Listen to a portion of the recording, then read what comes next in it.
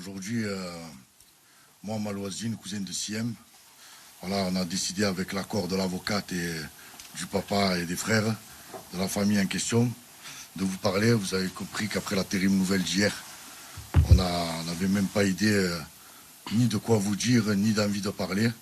Moi, personnellement, je voulais plus parler à la presse. Voilà, c'était l'effet de choc aussi. Après, la nuit passée, on s'est rendu compte que voilà, vous étiez un peu de partout dans la ville, notamment que ce soit ici, à Saint-Gardon ou à la Grande Combe. Et c'était un devoir pour nous, comme l'a très bien dit l'avocate et le papa, de déjà, par remerciement, parce qu'on a eu besoin de vous pour retrouver Siem. Et on vous a entre guillemets utilisé. Et c'était normal aussi de vous remercier en vous adressant un mot et vous disant voilà à quel point aussi c'est dur pour nous et à quel point on aimerait aussi voilà, pouvoir faire notre deuil en paix.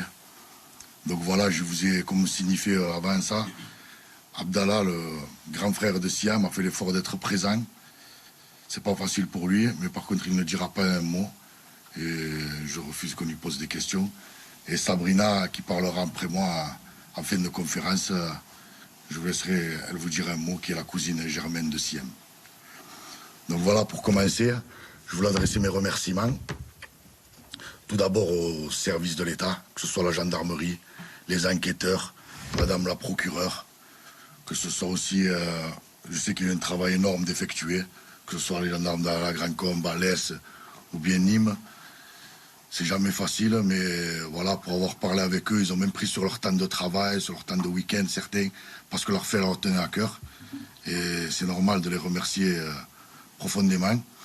Aussi, je tenais à remercier la mairie des Salles du Gardon pour déjà la salle communale, les mots très sympathiques sur la famille, sur la presse, la mairie de la Grande Combe aussi, pour le drapeau en berne et pour les messages de soutien.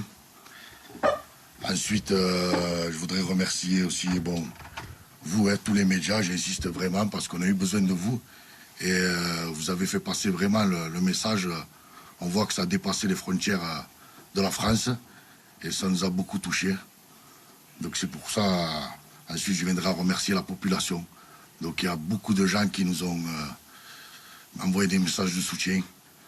Voilà, je vous donne des exemples. Il y a une dame qui nous a envoyé, qui a eu un cierge à Avignon, d'autres qui sont venus avec des courses d'Aubenas, de parfois très loin, des gens qu'on n'avait jamais vus, qu'on ne connaissait pas du tout, ni nous, ni aucun membre de la ville, et pourtant qui sont prêts à compatir, à aider de la manière qu'ils peuvent.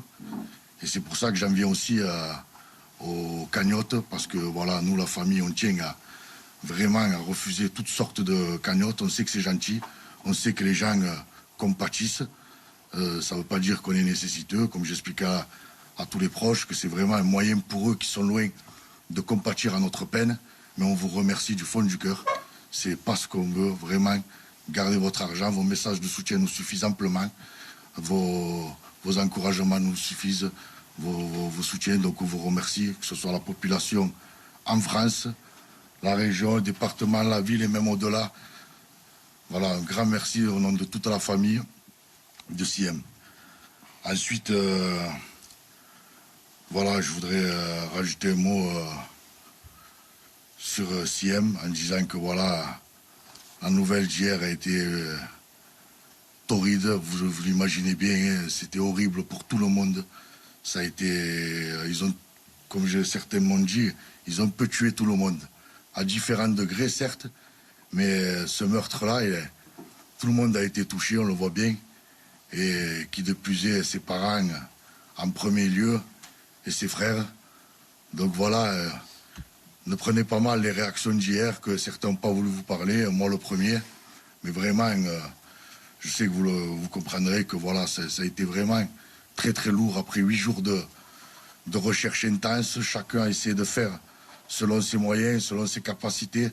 Chacun a œuvré comme il pouvait, de tout âge.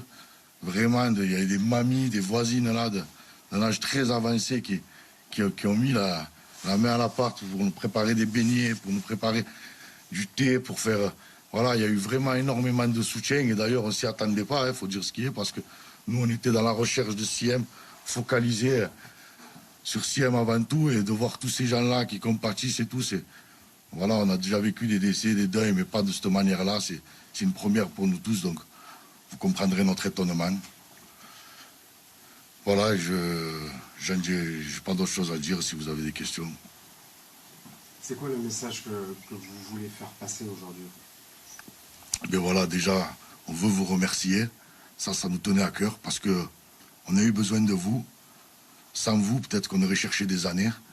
Et en partie grâce à vous. Ça a duré 8 jours, certes, 8 jours, c'est très long. Vous dites surtout pour la famille, mais on voit que pour d'autres affaires, ça dure des années. Et je plains vraiment ces gens-là qui s'est arrivé, notamment pas très loin d'ici. Il y a un jeune qui est décédé il y a quelques années au quartier des Cévennes. Et la maman est décédée plus de 10 ans plus tard sans savoir qui était le meurtrier. On avait retrouvé le corps un mois après. C'était le petit Ossine, si je me souviens bien. Donc voilà. Et il y a eu Estelle, il y a eu Lucas aussi. On a justement fait le rapport avec tous ces gens-là qu'il y a eu à l'échelle nationale. Voilà, donc vraiment, dans notre malheur, on s'estime heureux déjà d'avoir arrêté cette recherche interminable et d'avoir pu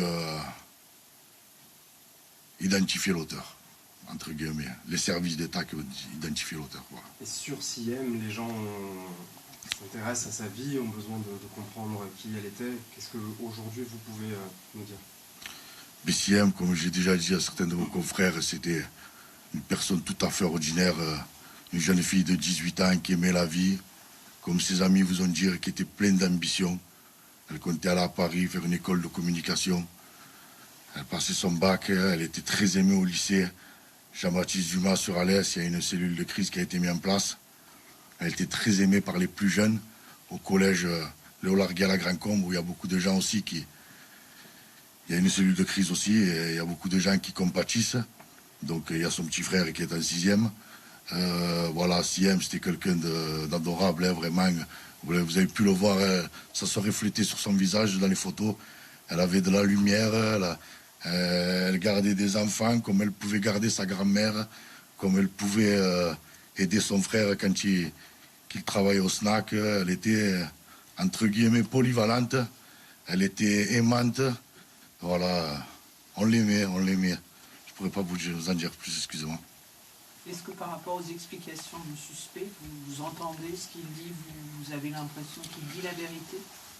Alors, je vous dis franchement, je préfère pas parler de cet individu. Voilà, nous déjà dans notre...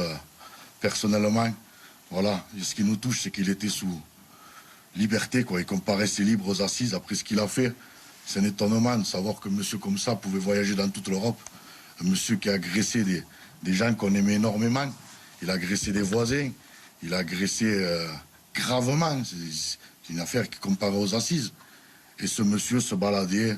Il n'avait ni besoin de pointer en gendarmerie, ni besoin de rendre quelconque compte à l'État, entre guillemets. Donc, et si la lenteur de la justice, que j'ai parlé précédemment, on le regrette malheureusement. Après, on sait que c'est pour tout le monde pareil, mais si il y aurait eu, entre guillemets, des moyens mis de l'État à disposition du service de justice, afin que ce monsieur puisse être jugé plus tôt, on aurait pu éviter le drame. Donc je pense qu'il y a beaucoup de gens qui sont dans cette situation-là en France. Il y a beaucoup de gens qui sont... il y a beaucoup de gens qui sont dans cette situation, entre guillemets, qui sont... on a tous des filles, on a tous des enfants qui sont sous la menace de loups, entre guillemets, comme ça, je les appelle des loups. C'est des gens qui sont capables de tout et qui pourtant, voilà, promènent librement, ont accès librement. Voilà, nous, de par notre foi, déjà, on n'aime pas la médisance. On ne veut pas rajouter. Je pense que son casier judiciaire parle pour lui. Je pense que c'est... Je pense qu'il y a énormément de mal à en dire. On pourrait écrire des livres sur sa méchanceté. On pourrait dire énormément de choses, mais ce n'est pas le but.